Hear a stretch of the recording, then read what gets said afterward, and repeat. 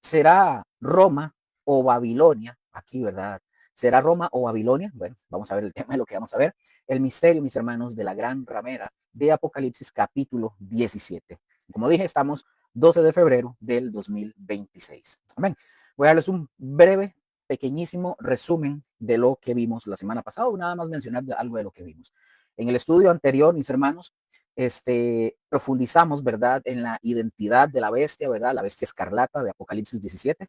Vimos, ¿verdad?, cómo los detalles gramaticales del griego nos revelan que la bestia no es solamente una persona, ¿verdad? No, la bestia no es solamente el anticristo, sino que cuando vimos y estudiamos la semana pasada, encontramos que cuando habla que la mujer está sobre la bestia, es un sistema político mundial de poder que tiene como esencia permanente la blasfemia en contra de Dios. Analizamos, mis hermanos, también la crucial diferencia entre la bestia, ¿verdad? El poder político, que lo que vimos la semana pasada, y la mujer que cabalga la bestia, es decir, el poder religioso apóstata. Entonces, mis hermanos, para ver lo que tenemos que estudiar hoy vamos a meternos de lleno y vamos a estudiar en la descripción detallada de la gran ramera. Y vamos a examinar, como primer punto, vamos a examinar el significado de su vestimenta de esta mujer, ¿verdad? De púrpura, escarlata y de oro. Vamos a ver también el contenido abominable, ¿verdad?, del cáliz de oro que lleva esta mujer en su mano. También vamos a ver el profundo significado gramatical de la marca en su frente como un juicio permanente de Dios. También vamos a ver por qué su embriaguez con la sangre de los santos no es algo ocasional, sino es su estado natural, para que lo tengamos ahí. Y también vamos a ver la razón del gran asombro del apóstol Juan al contemplar la visión de esta mujer. Entonces, para poder dar inicio, mis hermanos, imaginémonos, por favor, esta escena, ustedes conmigo, por favor. Imaginémonos que estamos ustedes y yo comparando dos fotos de la misma bestia. Es un ejemplo, ¿verdad? Estamos comparando dos fotos de la misma bestia, pero en diferentes momentos.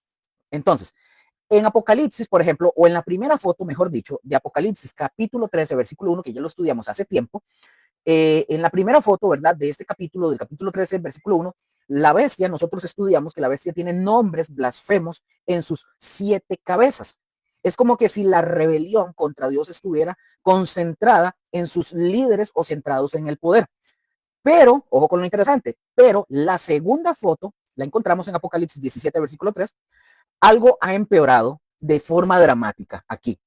Aquí nosotros vamos a encontrar que todo su cuerpo, ¿verdad?, está cubierto de blasfemias. Ya no es solamente sus cabezas, es decir, sus líderes, sino toda su estructura, todo su sistema completo, cada parte de ella está impregnada de rebelión en contra de Dios. Entonces aquí surge una pregunta. Y Luker, ¿y quién son y qué son, mejor dicho, qué son estas blasfemias? Bueno, mis hermanos, y nosotros, si alguien preguntara eso, no son malas palabras, no son solamente malas palabras, son toda declaración, acción o sistema que se levanta en contra de la autoridad de Dios.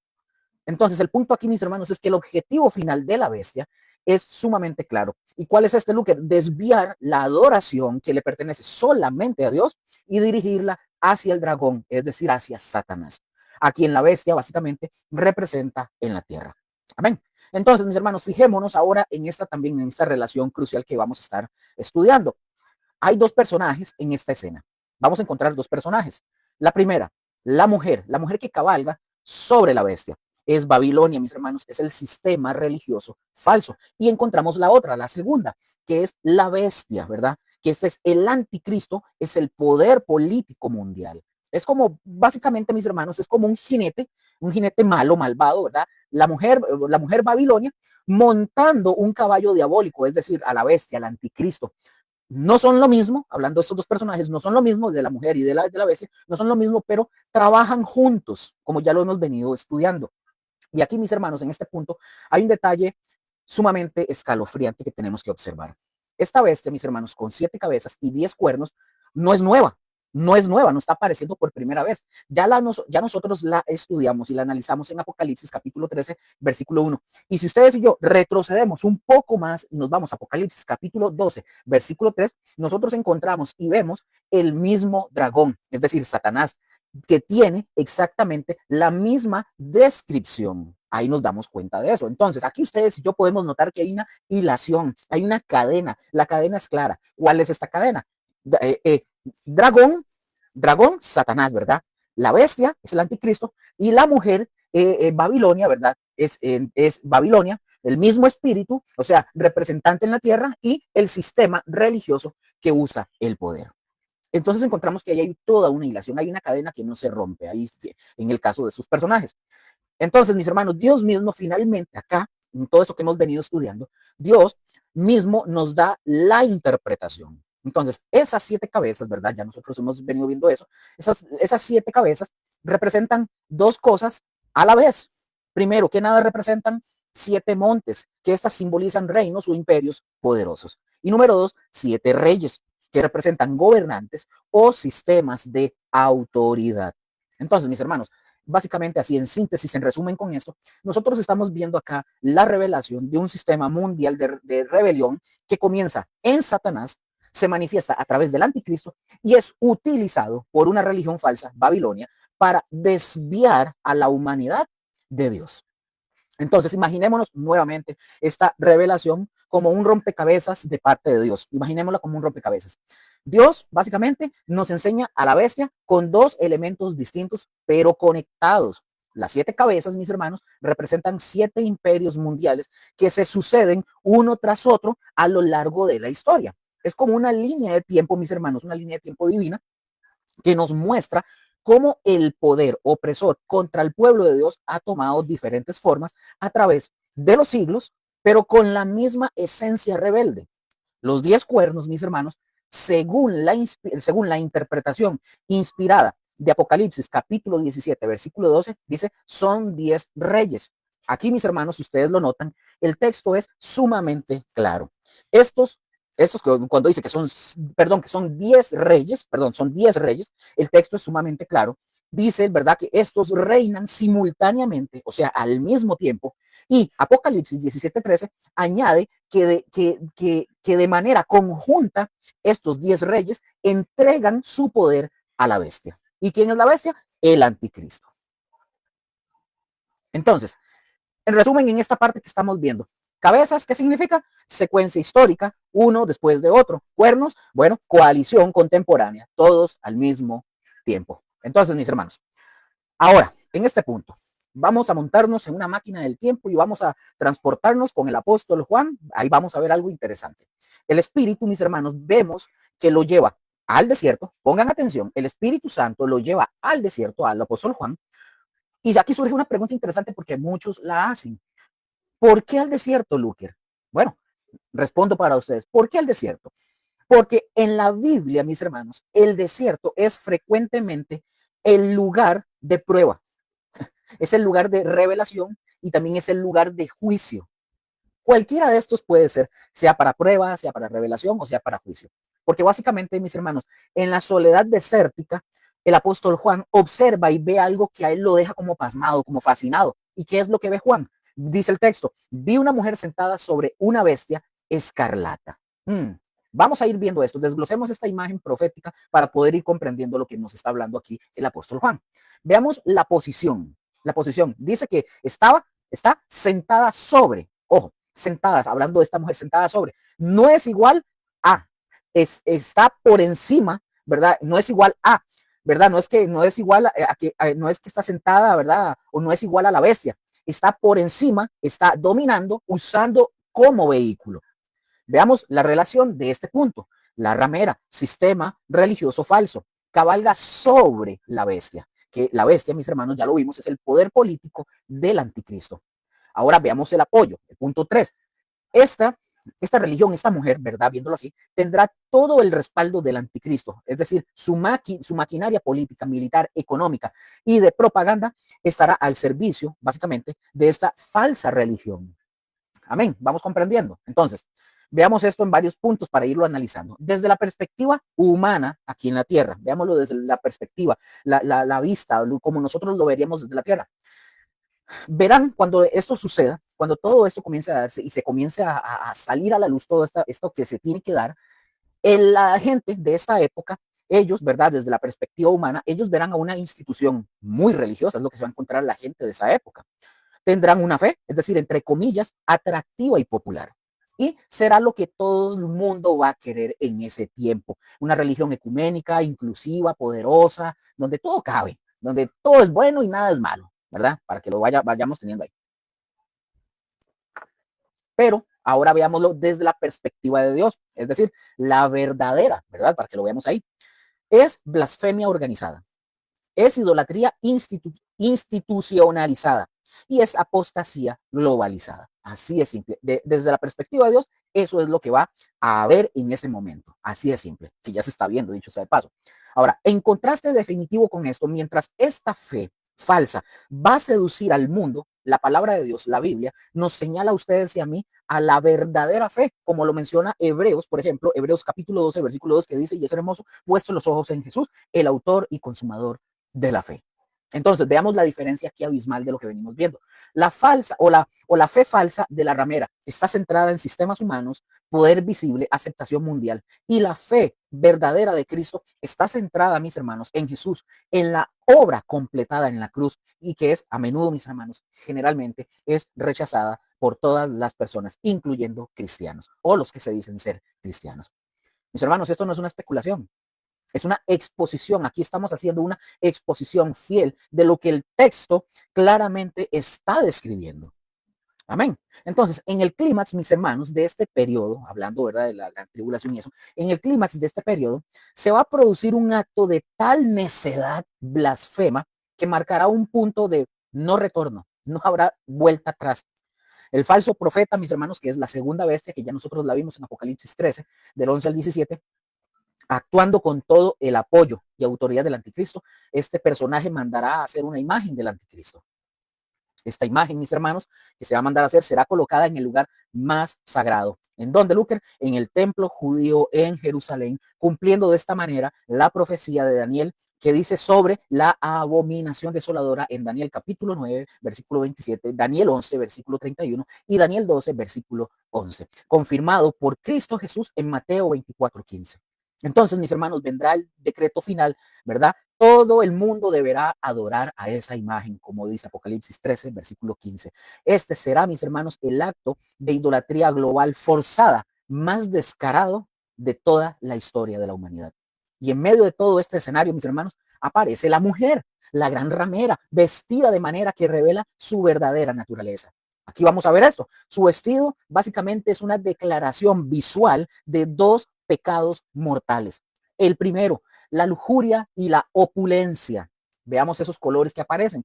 Púrpura y oro con piedras preciosas. Por ejemplo, en el mundo antiguo, mis hermanos, el púrpura y el oro, ¿verdad? Y piedras preciosas en el mundo antiguo, estos eran los símbolos supremos de riqueza y de lujo. Ahora, quiero darles un dato histórico que es verificable. Usted lo puede verificar en cualquier cosa. El tinte, por ejemplo, el tinte púrpura, ¿verdad? Este tinte púrpura era extraído de un caracol que se llama el caracol Murdex, así como suena, perdón, Murex. El caracol Murex. Ustedes vayan y lo buscan y van a ver cuál es ese caracolito. El tinte púrpura, ¿verdad? Como repito, extraído del caracol Murex, era tan costoso que solamente los reyes y los extremadamente ricos podían utilizarlo. Solo ellos. Se necesitaba miles de caracoles, ojo, miles de caracoles para poder producir 1 gramo de tinte. Así de simple. Ustedes lo pueden ir a buscar, lo pueden corroborar. Pero aquí, mis hermanos, aquí en esta parte, esta opulencia no habla de belleza. No, no habla de belleza, sino de codicia, codicia material disfrazada de espiritualidad. Eso es lo que nos habla cuando vemos que dice de púrpura y eso, etcétera. Número 2, el segundo pecado que vemos que se ve reflejado acá. Número 2, ambición de poder temporal. Ambición de poder temporal. Aquí nosotros vemos el escarlata. Este color, mis hermanos, es el color de reyes, emperadores y de gobernantes. Veamos este significado, que es un significado profundo. Mientras Cristo, por ejemplo, mientras Cristo vistió un manto escarlata en son de burla, en Mateo 27, 28, la ramera, que estamos hablando ahorita aquí de Apocalipsis, la ramera lo usa con orgullo como símbolo de su aspiración a reinar aquí en la tierra. Entonces, vean qué interesante aquí la ironía divina. Esta mujer, ¿verdad? Usa los colores de la realeza terrenal mientras traiciona al rey celestial. Vean qué interesante. Aquí, mis hermanos, en este punto está la verdadera o está la advertencia eterna para toda generación de creyentes, para usted y para mí, para cuando si el Señor no ha venido, y ya no estemos aquí, para esa generación también, es la advertencia eterna para toda generación de creyentes. A lo largo de la historia de la iglesia, mis hermanos, una de las corrupciones más mortales ha sido la lujuria por el poder temporal, el deseo de la iglesia de gobernar como lo hacen los reinos de este mundo, de tener tronos terrenales, influencia política y de riqueza material. Me van a decir que no es cierto. Pastores, religiosos, que están involucrados con lo político, con esto, con lo otro, quieren tener el poder, quieren tener a la iglesia como que si fuera una empresa secular, que misión, que visión, con un sinfín de cosas y gobernarla de esa forma. No estoy diciendo que no tenga que haber una estructura de orden. Lo que estoy diciendo es, estoy hablando de esa lujuria del poder, de querer controlar, de manejar, de ser el amo, dueño y señor. Eso es lo que estoy hablando. Hoy vemos mucho eso. Muchos hombres y mujeres que se han desviado completamente por la opulencia, por el poder, por la lujuria, por la sed de gobernar, de tener control. Y estoy hablando de líderes religiosos, pastores, etcétera, todo lo que ustedes imaginen. Amén. Bueno, la ramera, mis hermanos, de Apocalipsis 17 es la encarnación final de esta tentación. Una religión que busca lo que Cristo básicamente rechazó, ¿verdad? ¿Se acuerdan? En la tentación del desierto, lo que Cristo rechazó en Mateo 4, del 8 al 10. Jesús rechazó los reinos de este mundo a cambio, ¿verdad? Los reinos de este mundo a cambio de la adoración falsa. Jesús rechazó a Satanás ese ofrecimiento.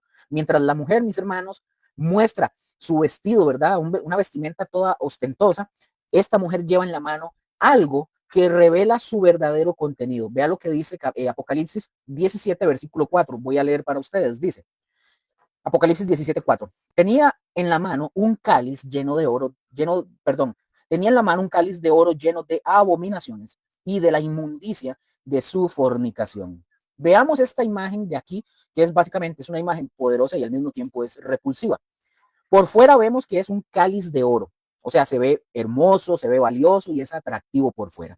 Pero por dentro, vean qué interesante, vean lo que dice que habían abominaciones e inmundicia. O sea, esto es detestable a Dios, espiritualmente es corrupto.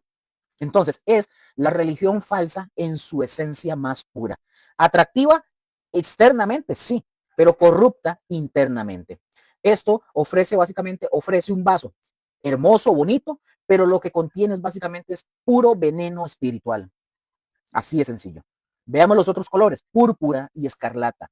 Estos, ahora que estamos viendo púrpura y escarlata, estos no son colores casuales, pongan atención. En el mundo bíblico eran los colores de la realeza terrenal. El púrpura, por ejemplo, era el color de los reyes. Pueden verlo ustedes incluso en Jueces, capítulo 8, versículo 26. Era tan costoso, como había mencionado anteriormente, parecido, era tan costoso que solo la élite podía usar ¿verdad? Ese púrpura. El escarlata, ahora como ya vimos algo, es el color de la magnificencia y el poder. Ustedes lo pueden ver en Nahum, capítulo 2, versículo 3. La mujer básicamente lo que nos está diciendo es que se viste como una reina, pero es una reina usurpadora ocupando un lugar que no le pertenece. Mientras la ramera ostenta púrpura y escarlata, la palabra de Dios, la Biblia, nos muestra a nosotros otro vestido. ¿Cuál es ese, Luker? Bueno, los santos visten de blanco. Los mártires, por ejemplo, que estaban bajo el altar, cuando ya estudiamos eso, lo pasamos hace mucho tiempo, los mártires bajo el altar, en Apocalipsis 6:11, ahí vemos algo, los 24 ancianos alrededor, ¿verdad?, del trono, de Apocalipsis capítulo 4, versículo 4, la multitud incontable de la gran tribulación en Apocalipsis 7:9, que ya también eso lo vimos, y la esposa del Cordero, lo vimos, o lo vamos a ver, mejor dicho, en Apocalipsis 19, versículo 8, todavía no llegamos ahí, pero lo vamos a ver. El blanco, mis hermanos, no es ausencia de color, para que lo tengan en cuenta, es la presencia de santidad. Y este representa la pureza, o sea, lavada en la sangre del Cordero, representa también la justicia imputada y también la santificación completa. Entonces, vamos a poner esto. Cuando edita el video, yo les pongo esta imagen, pero aquí yo se los voy a ir mencionando, porque es una tablita que está aquí, que yo tengo. Pongamos las dos imágenes así a cada lado. Vamos a verlo de esta manera. Vamos a ver la ramera y la esposa, la iglesia verdadera. Entonces, son dos columnas y yo se los voy a ir diciendo línea por línea para que vayan entendiendo. Igual en la imagen, cuando esté editado, yo se los voy a compartir. Vamos a ver. Entonces, en la primera columna encontramos a la ramera, ¿verdad? A la ramera, que es Babilonia. Esta, en la primera línea, está vestida de púrpura, escarlata, Y en contraposición está la esposa, ¿verdad? La iglesia verdadera está vestida de lino fino, limpio y resplandeciente. Ahora, vamos a ver, pasemos de nuevo a la ramera, a Babilonia. Materiales que usaba: oro, piedras preciosas y perlas. Ahora, la iglesia, la esposa de Cristo, viene materiales, las acciones justas de los santos. La ramera, la belleza. ¿Cuál belleza? Externa, ostentosa. La iglesia, la esposa, belleza interna, de carácter. Otra vez en esta columna donde está la ramera, atrae con riquezas, poder y lujo. Y la esposa, la iglesia, atrae con santidad, pureza y justicia. Y por último, la primera columna aquí, la ramera, ¿verdad? Babilonia. ¿Cuál es la fuente? El mundo, la opulencia terrenal. Y la esposa, la iglesia verdadera. ¿Cuál es la fuente de esta? Cristo, la justicia celestial. Entonces, la opulencia de esta mujer ramera, oro, piedras, perlas, no es un adorno inocente, porque no lo es. Básicamente es como el anzuelo, es como el señuelo, el anzuelo con el que atrapa a los demás. Reyes, por ejemplo, reyes y pueblos van a seguir a esta religión, a esta mujer, ¿verdad? No por amor a Dios, sino por amor a sus riquezas, a lo que ella les puede ofrecer y dar. La imagen aquí es la más reveladora que encontramos cuando en su mano dice que tiene un cáliz de oro, ¿verdad? Que es hermoso por fuera, ¿verdad? Pero está lleno de abominaciones, que es repugnante por dentro, básicamente. Ahora, veamos todo esto que hemos venido viendo y vamos a hacerlo con el desglose, ¿verdad? Con las palabras en el original del griego. Vamos a ver la primera: abominaciones. Abominaciones es una palabra que es deligmatón, viene con una B al principio, no la sé pronunciar, entonces es deligmatón. Esta palabra literalmente eso significa algo que huele mal, que es detestable. Por ejemplo, en la Septuaginta se utiliza esta palabra para mencionar impureza ceremonial o idolatría. Es la misma palabra utilizada para abominación desoladora en Mateo 24:15, que esta viene de Daniel, ¿verdad? Daniel 9:27, Daniel 11:31 y Daniel 12:11, como lo habíamos mencionado anteriormente. La inmundicia, ahora viene la otra, la inmundicia de su fornicación. Esta está conectada directamente con la idolatría espiritual que encontramos en 2 Corintios capítulo 6, versículo 17, y posiblemente con cultos paganos de prostitución literal. Ahora, veamos este contraste celestial. La copa de la ramera está llena de abominaciones. Copas de los sirvientes y ancianos están llenas de las oraciones de los santos que vimos en Apocalipsis capítulo 5, versículo 8. Dice el texto, leo el texto, ahora sí. Y en su frente, hablando de eso, estábamos, si más no me equivoco, este es el versículo 5 porque sí, aquí está. Porque no le había puesto el numerito aquí. Entonces, dice el texto bíblico de Apocalipsis 17:5, si más no me equivoco, ahorita lo corroboro. Dice, y en su frente un nombre escrito, un misterio. Pongan atención. Babilonia la Grande, la madre de las rameras y de las abominaciones de la tierra. Vean qué interesante lo que estamos aquí estudiando. Este nombre no es un título honorífico, es una sentencia divina, no es un título de honor, ¿verdad? Para que no vayan a pensar que la están engrandeciendo, porque no es eso. Veamos el primero. Número 1, Babilonia la Grande. Esta es la fuente de toda rebelión organizada. Número 2, la madre de las rameras. O sea, esta es la progenitora de toda falsa religión. Y número 3, y de las abominaciones de la tierra. Es el origen de todo lo detestable ante Dios.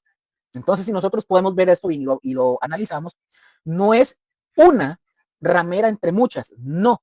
Pongan atención, no es una ramera entre muchas, es la madre, la fuente, el origen. Es decir, todo sistema religioso falso, toda idolatría organizada, básicamente encuentra su ADN espiritual en esta Babilonia que será restaurada en los postreros días con poder e influencia total.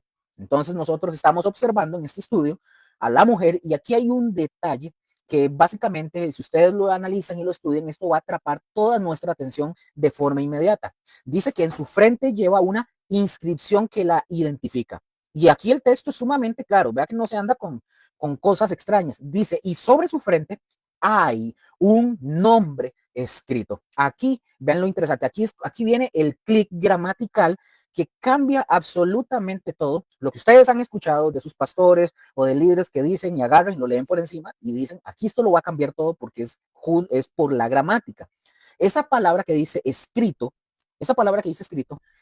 en el griego original es una palabra que es Gegramenón. Esto no es una descripción que sea casual porque no lo es. Acuérdense que ya lo hemos venido viendo con las voces de los tiempos verbales en el griego. Este es el participio perfecto en voz pasiva del verbo grafo, del Strong 1125. Cuando yo digo el Strong, son los diccionarios que yo ya les he enseñado, como los que yo tengo aquí atrás, o si lo tienen en digital todavía mejor. Ahí podemos ver todas estas palabras. Ahora, se los voy a compartir aquí, del verbo grafo, del Strong 1125. Aquí vamos a ver esto que es interesante. Y esta grafo significa escribir. Ahora, aquí podrían decir, ¿y por qué esto es tan fundamental para verlo? Bueno, porque el tiempo perfecto que estamos viendo aquí en el griego, este tiene un significado específico. Esto, cuando vemos esto, ya lo hemos visto desde hace mucho, hemos visto todo lo de las voces, los tiempos, etcétera. El tiempo perfecto en griego tiene un significado específico y este indica una acción completada en el pasado. Recuerden que no es preterismo, ¿verdad? Indica una acción completada en el pasado y cuyos resultados permanecen vigentes en el presente. Es como que si Dios básicamente hubiera estampado esta identidad con tinta eterna en esta mujer. Ahora, imaginémonos esta escena para comprenderlo mejor. Alguien agarra ¿cómo se llama? Un pilot, ¿verdad? Un pilot permanente o que es imborrable, ¿verdad? Que no se puede borrar un pilot permanente y escribe un nombre en la frente suya. Entonces, ojo con esto, la acción de escribir básicamente ya terminó, es algo en el pasado. El nombre, el nombre visible sigue ahí permanentemente, o sea, es un resultado presente. Todo esto, mis hermanos, es exactamente lo que el participio perfecto comunica o nos dice lo que es. No es un letrero temporal, a eso hay que entenderlo, no es como un letrero temporal, es una marca de identidad permanente. Ok, para ir viendo esto mejor, vamos a desarmar toda esta cuestión para poder comprenderlo. Veamos, el participio perfecto, que es la marca que no se borra, ¿verdad? Empecemos, ¿qué es el participio? ¿Qué es eso? Es un verbo que funciona como un adjetivo. En este caso, esta palabra escrito describe al sustantivo, es decir, el nombre. Ahora, ¿qué significa perfecto en griego? Y pongan mucha atención acá en este punto. ¿Qué significa que el participio perfecto? No se refiere a que está libre de errores, ¿verdad? No significa que es perfecto, libre. No es eso, como nosotros lo comprendemos en el español. Esto significa que esta acción pasada es con resultados permanentes. Entonces, veamos la aplicación de esta palabra, gegramenón. No significa que solamente fue escrito, que fue una acción pasada, no, sino que se encuentra en estado de haberse, sino que se encuentra en estado de haberse escrito, es un resultado permanente. Es decir, la escritura, básicamente lo que ella lleva en su frente, ya se completó, el nombre permanece para siempre en la frente de esta mujer. Entonces es algo definitorio y es inseparable de esta mujer, para que lo tengamos ahí. Ahora, veamos la otra parte, la voz pasiva. Hemos hablado mucho de la voz activa, de la voz pasiva, la voz media, etcétera. Vamos a ver el tema de la voz pasiva. Es decir, alguien más la marcó. Veamos aquí la diferencia clave. Ya se lo hemos visto mucho, pero no está de más siempre verlo. La voz activa, vamos a poner el ejemplo. El niño escribe el nombre, es decir, el niño, ¿verdad? Realiza la acción. Esa es la voz activa. Y la voz pasiva, por ejemplo, es el nombre es escrito por el niño, es decir, recibe la acción. Veámoslo en la aplicación al texto que estamos viendo. La mujer no se escribió el nombre a sí misma, sino que ella recibió esta inscripción. Esa es la voz pasiva. Una autoridad externa la marcó a ella de esa manera. Entonces, cuando ustedes y yo, al combinar estos conceptos gramaticales, la Biblia nos revela aquí tres verdades sumamente profundas, como cual, veamos la primera, es una marca permanente e indeleble. O sea, su identidad como Babilonia la Grande, la madre de las rameras, primer punto. O sea, no es accidente, no es una fase temporal o error corregible, no, es un estado permanente, es su carácter corrupto fijado irrevocablemente. Vamos a ver, es como un tatuaje espiritual que no se puede quitar ni remover. Número dos, es una condición impuesta, no es que la eligió, es una condición impuesta. La voz pasiva, pongan atención, la voz pasiva señala claramente esta identidad le fue dada. Entonces, aquí tenemos dos formas de entenderlo, no excluyentes, ¿verdad? Por Dios mismo, por Dios mismo. Este es un acto de juicio divino donde Dios le pone esa marca, ¿verdad? Ese nombre y la declara oficialmente lo que ella es. Y también en la otra es por sus propias alianzas, o sea, consecuencia visible e inevitable de las elecciones, ¿verdad? De sus elecciones con poderes mundanos, o sea, con la bestia. Número 3, hablando de esto, ¿verdad? Es pública y es notoria. Esta está ubicada en la frente, es el lugar más visible y es público. Combinado, ahora pongan atención, combinado esto con el participio perfecto, no es un secreto, está a la vista de todo el mundo para que quien tenga ojos para ver pueda leerla y entender su juicio. Entonces, en un lenguaje más sencillo, esta frase técnica, participio perfecto, voz pasiva, para la palabra escrito significa simple y sencillamente eso. El nombre blasfemo no es un rótulo temporal, es una marca permanente e indeleble que una autoridad superior ha puesto sobre este sistema religioso falso, declarando su verdadera naturaleza de una vez por todas y para siempre. Así es simple y sencillo. Esta marca de la que estamos hablando no es una decoración, es una sentencia divina formalizada que permanece en vigor. Dios ha firmado y sellado su juicio y esa firma es eterna. Amén. Entonces, ahora, aquí hay un detalle histórico que algunos comentaristas mencionan y es importante que ustedes y yo lo abordemos con mucha, pero mucha claridad. Ojo con esto. Algunos escritores, mis hermanos, señalan que durante el Imperio Romano, las prostitutas, pongan atención, algunos escritores o comentaristas, ¿verdad?, señalan que durante el Imperio Romano, las prostitutas llevaban su nombre escrito en una cinta alrededor de su frente. Es una imagen llamativa, ¿cierto? ¿Verdad que sí? Pero pongan atención, aquí ustedes y yo tenemos que aplicar el rigor hermenéutico. Pongan atención. La realidad es esta. No existe evidencia histórica suficiente para poder afirmar que esto fuera una práctica común entre las prostitutas, ¿verdad? Ordinarias. Entonces aquí viene una pregunta. Entonces, Luker, ¿qué hacemos? Mis hermanos, tomamos el texto de manera llana, tal como está escrito. La inscripción en la frente no es un código cultural romano que ustedes y yo tengamos que descifrar. No, es exactamente lo que dice la identificación de Babilonia y lo que ha significado para el mundo a lo largo de la historia. O sea, no se complique. No se compliquen en, mira, será esto. No se compliquen. Tomemos el texto así llano como viene. Lo que dice es lo que es. Así es simple. Amén. Ahora, pasemos a otro término clave que encontramos en el texto que estamos estudiando. La palabra misterio. La palabra misterio, ¿verdad? Que viene del griego misterión. Ok, aquí viene otro clic importante. Por favor, cuando yo les digo aquí viene otro clic, hay que estar atento a lo que vamos a estudiar. La palabra misterio en el Nuevo Testamento tiene un significado muy específico. Y quiero que entiendan, cuando habla de misterio, no es algo misterioso de ¿verdad? O en el sentido como de una novela de policías o cosas así. No, si es algo si es algo que solo se conoce cuando Dios lo revela, pero no es misterioso en el sentido de susto. No. Entonces, quiero que ustedes, voy a darles aquí, lo voy a poner aquí en la barra de los comentarios, pero se los voy a mencionar. Aquí hay referencias bíblicas que confirman lo que les estoy mencionando. Ya les voy a decir cuáles son.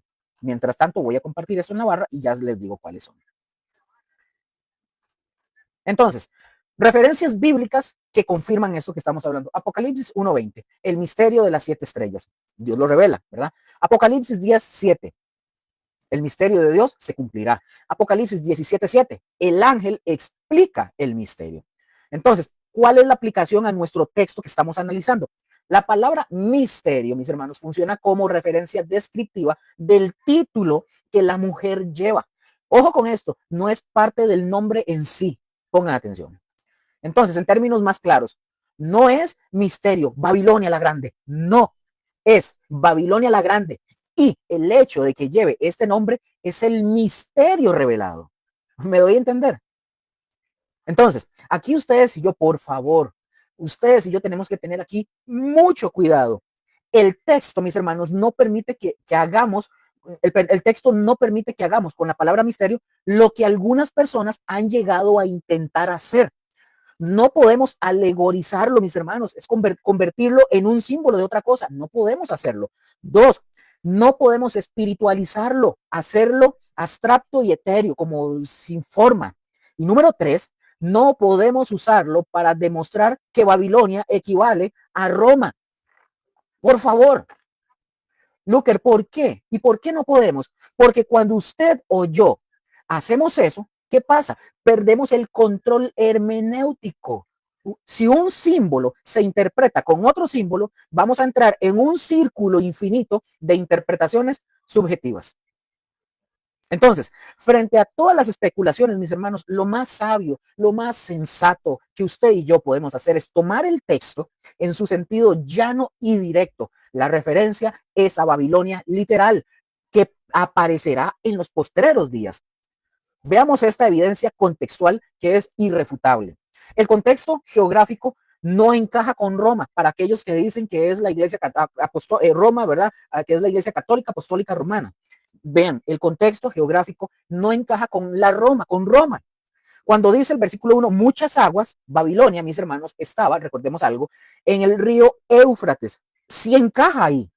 Roma está en el río Tíber, que es pequeño, no encaja. Vamos a ir viendo esto. Número 2, el desierto que vimos en el versículo 3. Alrededor de Babilonia hay desiertos. Esto sí encaja. Roma, ojo, Roma está en una región fértil, no encaja. Ahora, aquí la conclusión en este punto es sumamente inevitable. Los detalles geográficos del texto apuntan consistentemente a la Babilonia histórica junto al Éufrates, no a Roma.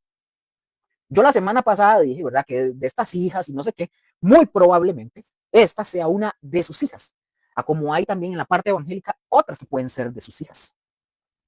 Vamos a ir viendo esto. Entonces, para que nos quede claro y grabado en nuestra mente a ustedes y a mí, lo que sí sabemos con certeza es lo siguiente: la inscripción en la frente es indicación o identificación divina, no es una costumbre romana. La palabra, número 2, la palabra misterio, es una verdad oculta que solo Dios revela. El nombre, 3, el nombre es Babilonia la Grande. Ya lo vimos Apocalipsis 16, 19, 17, 5 y lo veremos en el 18, 2. Y número 4, la referencia es a Babilonia literal en los postreros días. ¿Qué es lo que no podemos hacer ustedes y yo? 1, usar misterio, usar la palabra misterio para alegorizar Babilonia como Roma. 2, no podemos ignorar los detalles geográficos del texto. O sea, muchas aguas, desierto, lo que acabo de mencionar. Número 3, no podemos hacer esto, perdernos en especulaciones históricas que no son verificables. Entonces, mis hermanos, la línea hermenéutica aquí es sumamente clara. Cuando el texto nos dice Babilonia y da detalles que solo encajan con Babilonia, es Babilonia. No necesitamos buscar códigos ocultos, números, matemática, ver si la raíz cuadrada de esto, si la potencia. No, no, no, no, no. No son códigos ocultos donde Dios ha hablado con suma claridad. Pensemos, por ejemplo, en un número. Babilonia, por ejemplo, se menciona más de 280 veces en la escritura. Eso nos dice ya algo. Esta ciudad tiene una importancia única en el plan de Dios. Entonces, para que lo tengamos ahí, ¿verdad? Para que no hagamos loco.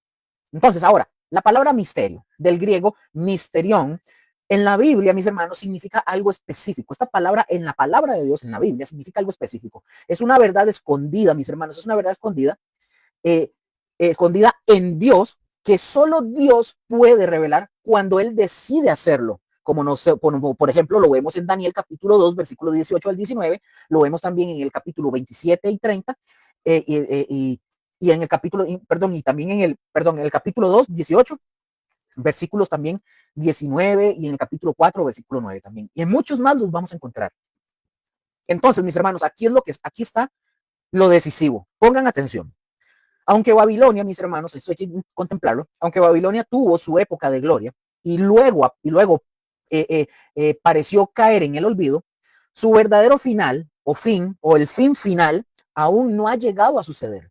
Entonces, por ejemplo, en los últimos tiempos, esta ciudad, con todo el sistema que representa, va a reaparecer.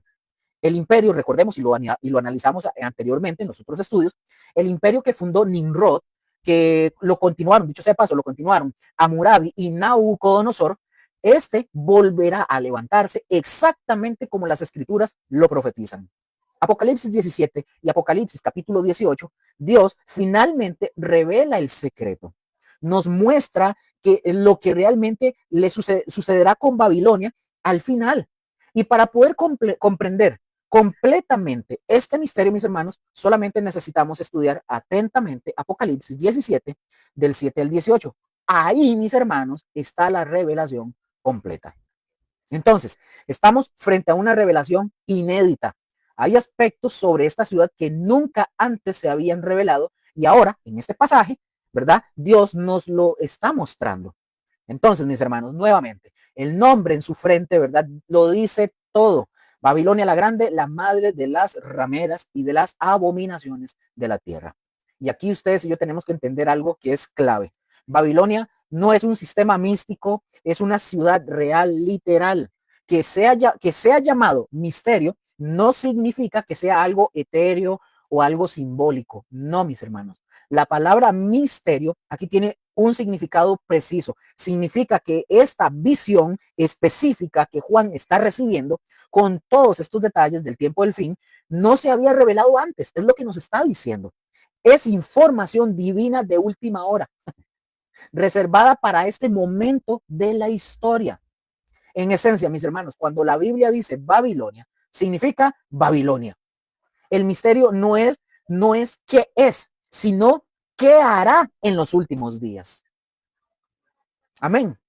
Entonces, la Biblia, mis hermanos, la Biblia presenta a Babilonia como la fuente principal de la idolatría mundial. Desde su fundación, ¿verdad? Por Nimrod, allá en Génesis 10 y 11, ¿verdad? Pasando también por el periodo de los profetas, Jeremías 7, 18, Jeremías 44, 17 al 19, Jeremías 25, Ezequiel 8, 14, Isaías 13, 14, Zacarías 5, del 5 al 11, etcétera, etcétera, etcétera. Y concluyendo esto con el Apocalipsis, Apocalipsis 14, 8, 16, 19, 17, 1, 18, 24, etcétera. Entonces, la noche, por ejemplo, la noche cuando los medo-persas capturaron, por ejemplo, la ciudad del rey Belsasar, acordémonos que el rey hizo traer los vasos de oro que Nabucodonosor, ¿verdad? Robó, sustrajo del templo de Jerusalén y de ellos, dice la palabra, bebieron vino y alabaron a los dioses de oro y de plata, de bronce, de hierro y de madera y de piedra. Daniel 5:4. Apocalipsis capítulo 17 representa, mis hermanos, a la ciudad de Babilonia mediante la figura de una mujer ramera. La mujer es el misterio o secreto, musterión, ¿verdad? Que es revelado al final del capítulo, que representa a la gran ciudad descrita como la madre de las rameras y de las abominaciones de la tierra.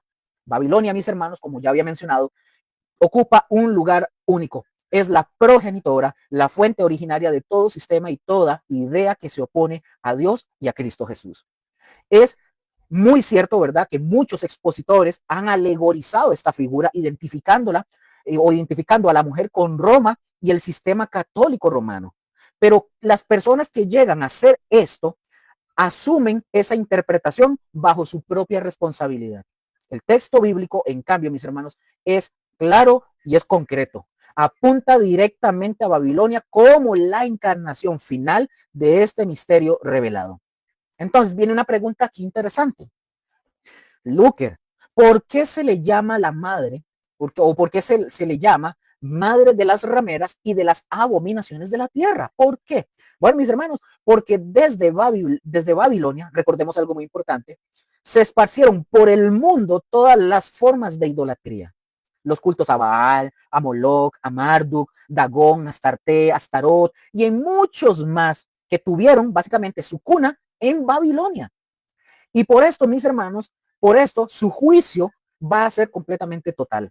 Dios destruirá a Babilonia completamente en un solo día de manera fulminante. Como Lucas, Apocalipsis 18:8. Ahí lo vamos a ver posteriormente.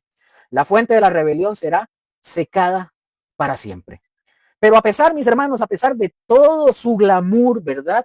Ella no es nada más que una prostituta. Y aquí en este caso estamos hablando en primera instancia de la prostitución en cuanto a la dirección de la adoración que está dirigida hacia Satanás y al anticristo. Y es una prostitución o un adulterio, ¿verdad? En contra de Dios, ¿verdad? En ese sentido está hablando el texto. Ahora, aquí hay un contraste completo entre la mujer, ¿verdad? De Apocalipsis 12, que representa a Israel, que ya lo estudiamos, que es el pueblo de Dios, y esta mujer que representa la idolatría, o sea, y la religión falsa. Estas dos mujeres, si ustedes y yo lo vemos, son opuestas. Una está en contra de la otra. son rivales y deben, ojo, son rivales y deben ser interpretadas de esta manera. De tal forma, mis hermanos, que el anticristo corresponde, en su caso, contrario a Cristo, es su rival y su antagonista. La gran Babilonia corresponde como contraria a la mujer que da a luz al hijo, en este caso, Israel. Esta ramera, mis hermanos, debe ser más grande que cualquier ramera. Una institución religiosa, una gran institución religiosa, es la personificación del propio movimiento ecuménico de Satanás, la religión del sistema, del mundo, un mundo fortalecido con esta filosofía. ¿Como cuál filosofía, Luker?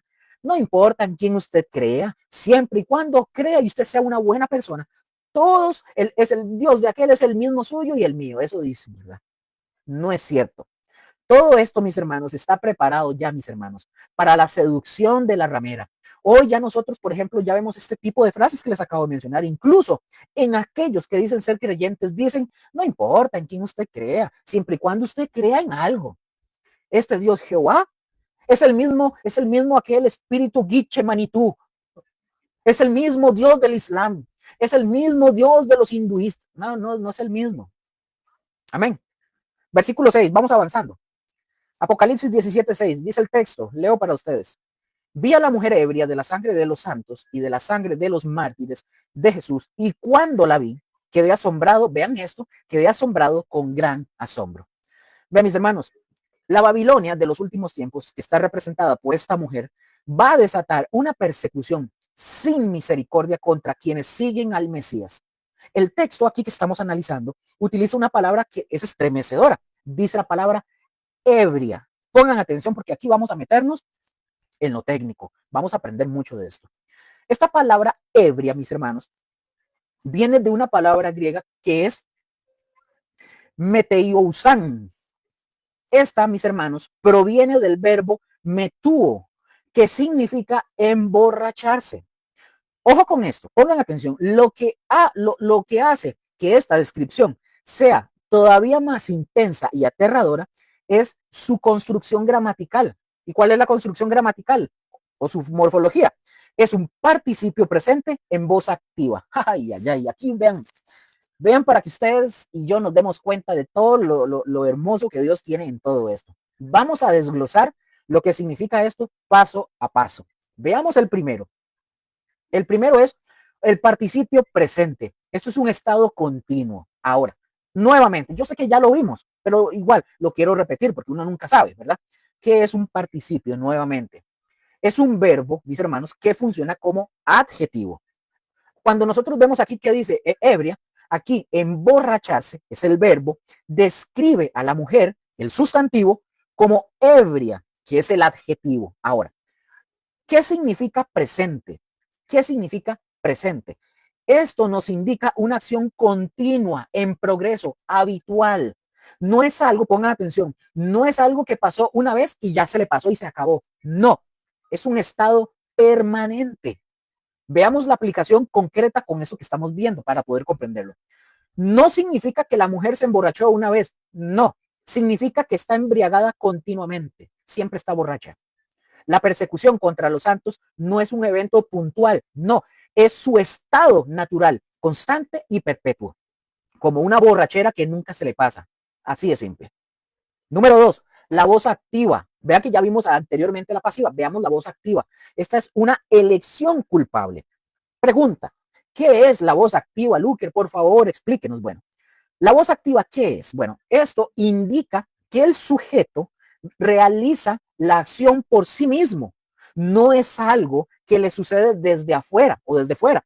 Es algo que él o ella hace activamente. Entonces, la mujer, mis hermanos, está activamente, ojo, está activamente embriagada. Y esta embriaguez no le fue impuesta, no. Ella misma la provoca y participa en ella con entusiasmo, o sea, le gusta. No es víctima de la intoxicación, es partícipe voluntaria y culpable. La voz activa, mis hermanos, subraya su responsabilidad y su agencia en este horror. Vean, si fuera voz pasiva, significa que alguien más la emborrachó, pero como es voz activa, ella es la que lo hace, ella se embriaga. No es que recibe, es que ella lo hace, ella se embriaga. En resumen, mis hermanos, de esto, no estamos viendo un crimen, ¿verdad? Pasional, ocasional, no, estamos viendo un hábito deliberado y constante. La sangre de los santos es para ella como el vino para un borracho. Lo anhela, lo disfruta y no puede vivir sin eso. Es su normalidad, su normalidad perversa. Entonces, el significado profundo de Apocalipsis capítulo 17, 6 es, cuando ustedes y yo combinamos estos dos elementos gramaticales, el participio presente y la voz activa, la descripción se vuelve todavía tremendamente poderosa y aterradora. No estamos ante una simple metáfora poética, no, estamos ante una revelación escalofriante de la naturaleza de este sistema. Amén. Veamos tres verdades que aquí nos pueden estremecer, mis hermanos. Veamos estas tres verdades. La número uno, no es un crimen, ¿verdad? No es un crimen de pasión, es un hábito. Hablando de esta embriaguez, de esta borrachera. La persecución, mis hermanos, de los santos no es un arranque de furia ocasional. Es el estado habitual y constante del sistema que representa a la mujer.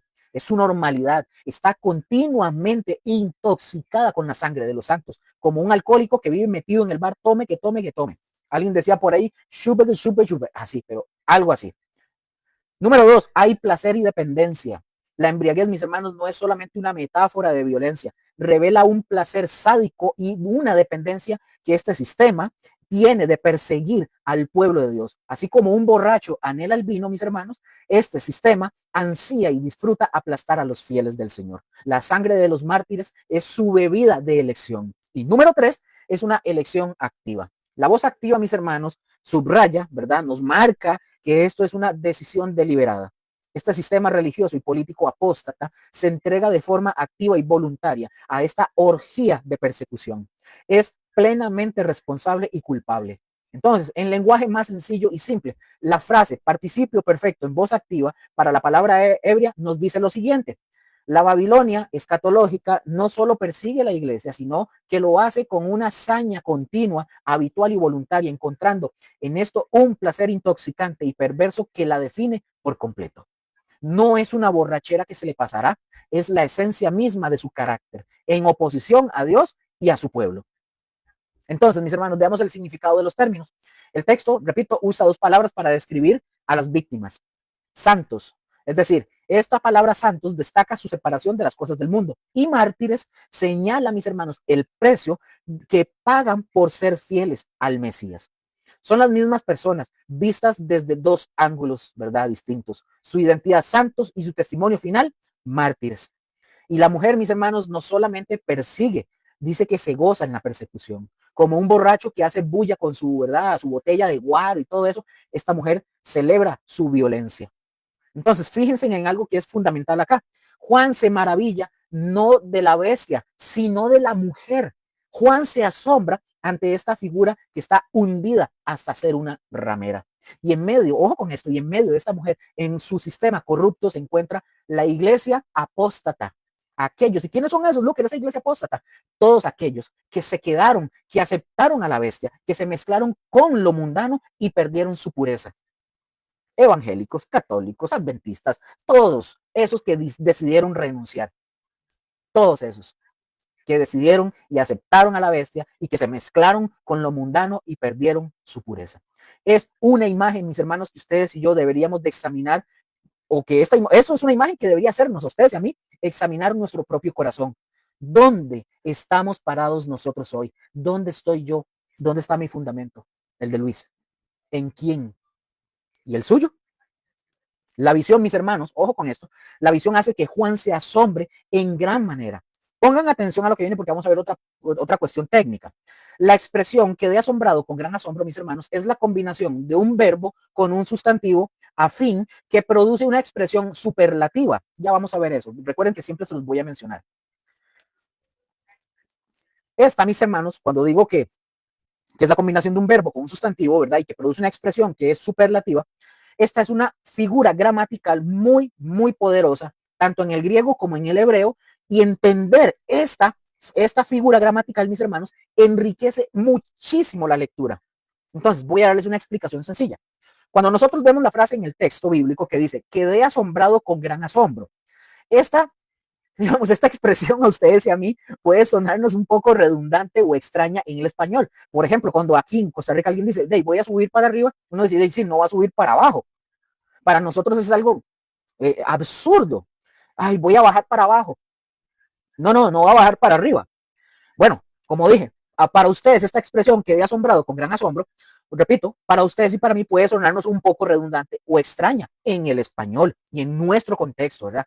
Pero en los idiomas bíblicos, tanto en el griego como en el hebreo, esta construcción gramatical no es un error, sino más bien es una forma enfática de crear un superlativo.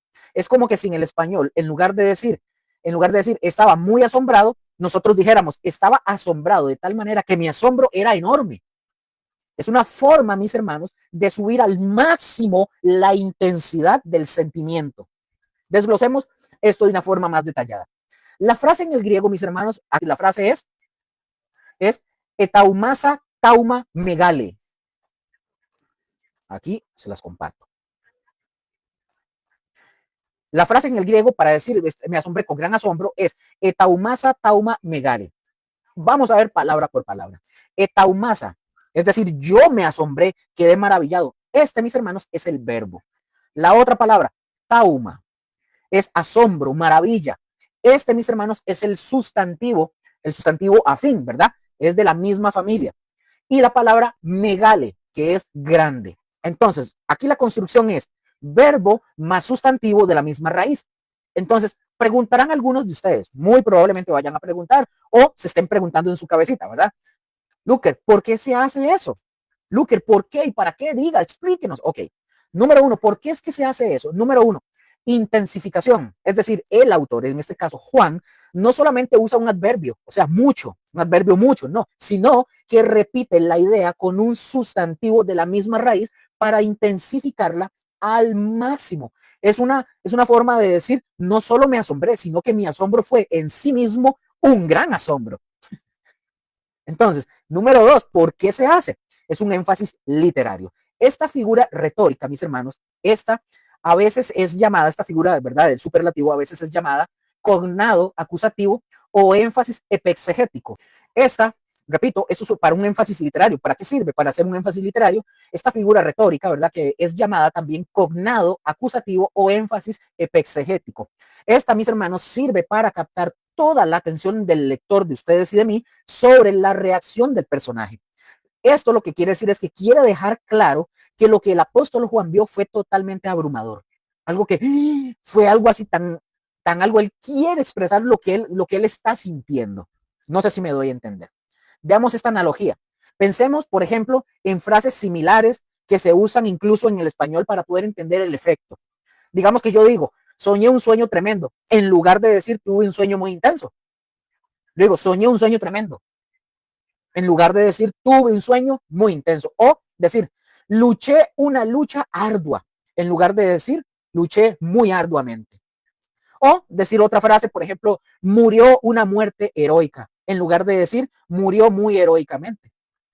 En todos estos casos, mis hermanos, se utiliza un verbo y un sustantivo de la misma familia para darle más peso y dramatismo a la acción. Entonces, en aplicación a Apocalipsis capítulo 17, versículo 6, el contexto es, mis hermanos, Juan acaba de ver a la mujer a Babilonia, ebria de la sangre de los santos. La visión de Juan es muy chocante, tan violenta y tan repulsiva que una simple reacción de asombro se quedaría sumamente corta. Por eso utiliza ese superlativo. Entonces, el uso de esta construcción superlativa, quedé asombrado con gran asombro, nos comunica que la visión fue incomprensiblemente horrible. La reacción del apóstol Juan fue de total perplejidad y de estupor. Y lo que vio Juan lo dejó sin palabras y lo dejó desorientado. Mis hermanos, no es una simple sorpresa, es un trauma visual y espiritual que lo dejó pasmado al apóstol Juan. La gramática, mis hermanos, nos está enseñando la profundidad del impacto, de su impacto en la gramática, preparando el escenario para que el ángel, ahora sí, proceda a explicarle el misterio, lo que sucede en versículos siguientes. En resumen, entonces, mis hermanos, verbo con sustantivo afín que produce una expresión superlativa. Es una forma técnica de decir que el autor, es decir, Juan, usó una repetición enfática para comunicar que el asombro de Juan fue absoluto, total y abrumador. Entonces, mis hermanos, el superlativo es el efecto o el grado de intensidad que se logra, pero la figura gramatical o retórica en sí sí tiene un nombre, tiene otro nombre, y es, o mejor dicho, ahorita se los digo cuál es. Veamos qué es, ahora sí, para definir qué es el superlativo, definirlo, porque yo no les dije qué es definirlo. ¿Qué es el superlativo? En la gramática, mis hermanos, el superlativo es el grado máximo de una cualidad. Es la forma de decir que algo es lo más X, ¿verdad? Lo más wow, digámoslo así. Un ejemplo en español: alto, altísimo, eso es un superlativo. Bueno, óptimo o buenísimo, eso es un superlativo. Asombroso, muy asombroso o sumamente asombroso, eso es una frase superlativa. Entonces, la construcción verbo más sustantivo relacionado que vimos en Apocalipsis crea un efecto superlativo, es decir, eleva la intensidad al máximo, pero la construcción en sí no se llama superlativo. ¿Cómo se llama, Lucre? Entonces, aquí vamos. ¿Cómo se llama esta construcción entonces, Luker? Dígalo ya, no sea majadero, dígalo. Bueno, esta figura retórica, mis hermanos, específica, usar un verbo junto con un sustantivo de la misma raíz, se le conoce, como mencioné anteriormente, con dos nombres técnicos, dependiendo del contexto. Ojo, figura retórica número 1 en español se le llama énfasis epexegético o también acusativo de contenido interno. Y la otra es el término técnico, en griego se le llama cognato o cognado acusativo o acusativo cognado.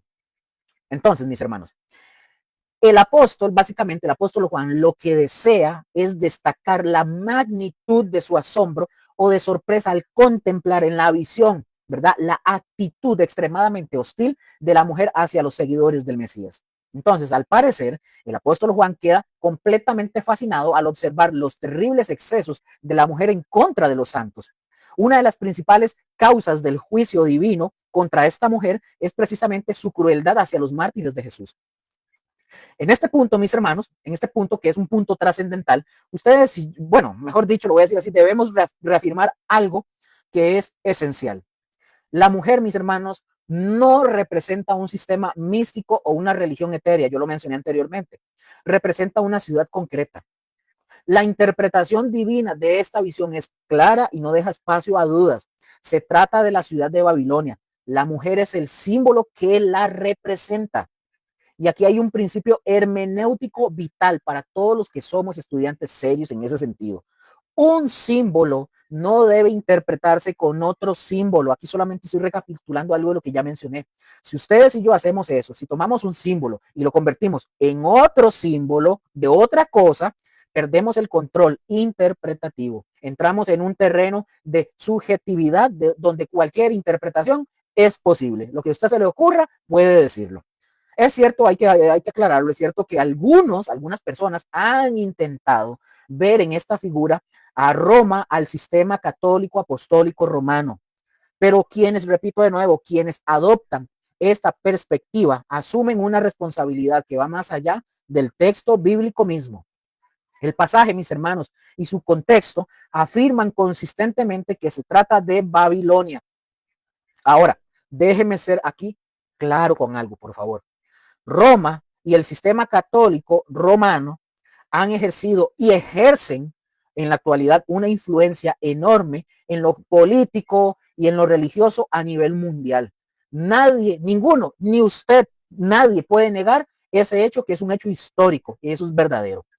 Pero, mis hermanos, también es igualmente cierto, Roma no es la madre de las rameras y de las abominaciones de la tierra. Ese título específico, con esa mayúscula espiritual, le pertenece a otra entidad según la revelación bíblica. Ese título específico, la madre de las rameras y de las abominaciones de la tierra, está reservado única y exclusivamente para Babilonia. Ahora, eso quiero aclarar, ¿verdad? Eso no significa que no podamos, y lo digo, lo voy a decir con respeto, pero igual, pero tengo que decirlo, eso no significa que nosotros no podamos reconocer ciertas conexiones. Nosotros podríamos decir que la iglesia romana podría considerarse hija, una descendiente de estas abominaciones babilónicas. Pero como intérpretes, ustedes y yo, responsables, nuestro deber es ceñirnos al texto de la Biblia, al texto mismo, especialmente cuando dentro del mismo pasaje hay una interpretación divina dada por Dios que ustedes y yo debemos de respetar por encima de cualquiera de nuestras propias teorías, ideas, fantasías y pensamientos. Al final, mis hermanos, el mensaje es sumamente claro. La mujer que cabalga sobre la bestia representa la ciudad de Babilonia. Entonces, Luker, ¿por qué se le llama un misterio? Porque es un secreto que solo Dios puede revelar. Y ese secreto, ahora ya descubierto, apunta a esto. La ciudad de Babilonia, que parecía historia antigua, volverá a levantarse en los últimos días y ocupará un lugar preeminente en el escenario mundial.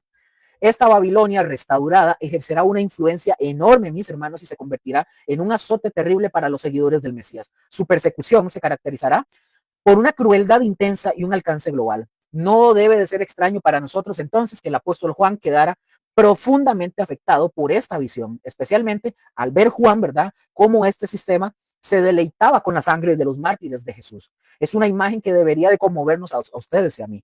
Y la Biblia, mis hermanos, nos habla de la apostasía. Por ejemplo, en Tesalonicenses habla súper claro de cuando se levante la gran apostasía, esa iglesia apóstata quedará, por ejemplo, ¿verdad?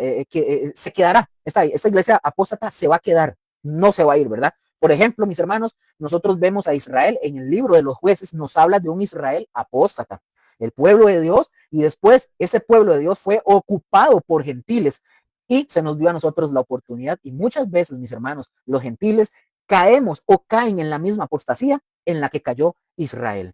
Por eso dice Romanos, dice lo siguiente: está bien, gózate que Dios te dio el privilegio, aquí estoy parafraseando, ¿verdad? Te dio el privilegio de ser injertado en el olivo natural, siendo una rama no natural, sino injertada. Pero también dice el texto, así como consideras la bondad de Dios, considera la severidad de Dios. Porque si tú caes, nos está diciendo a nosotros los gentiles, porque si tú caes en lo mismo que cayó Israel, vas a vivir las mismas consecuencias. Y aquí, mis hermanos, ya nosotros estamos viendo a una iglesia apóstata metida entre esta gran religión en todo el mundo.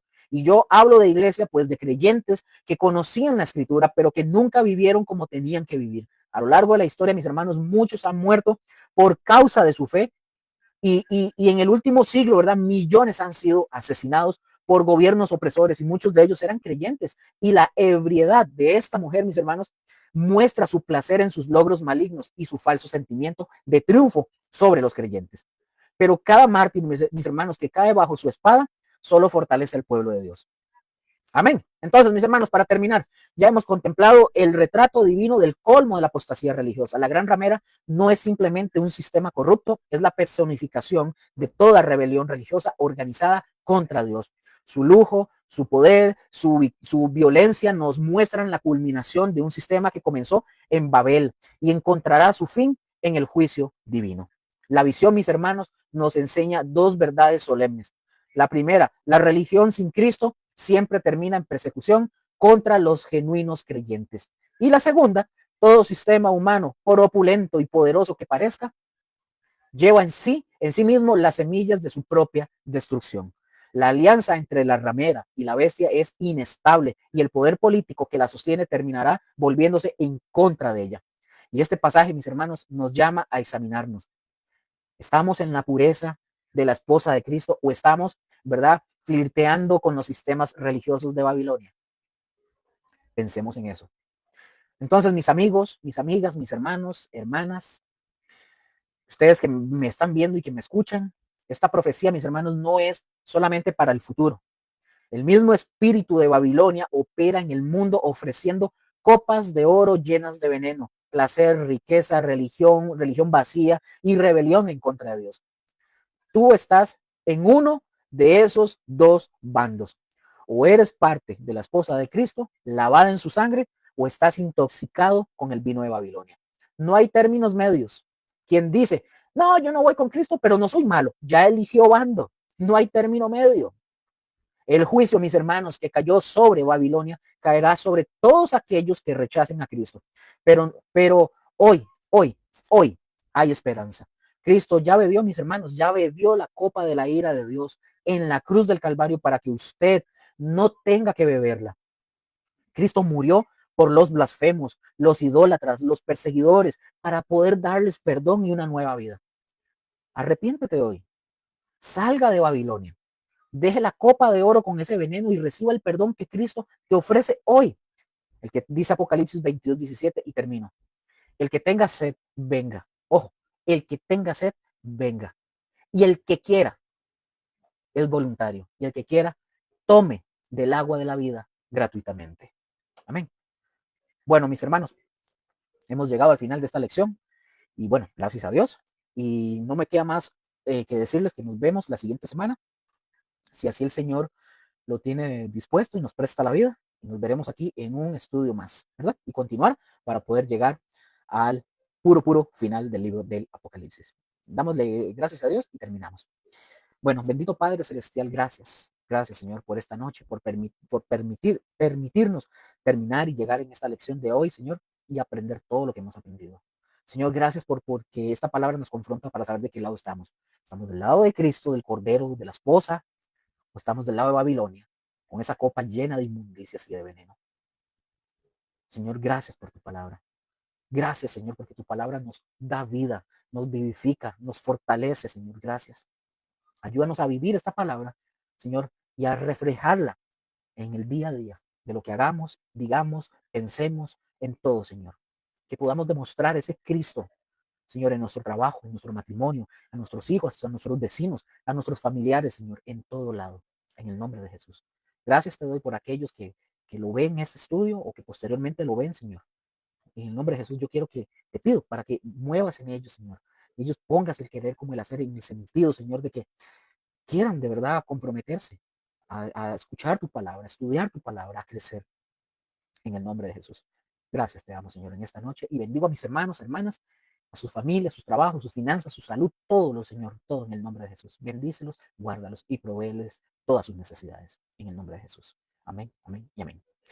Bueno, mis hermanos, un placer, un gusto. El Señor me los continúe bendiciendo. Nos vemos la siguiente semana. El Señor primero, ¿verdad? Amén. Los amamos un montón. Buenas noches.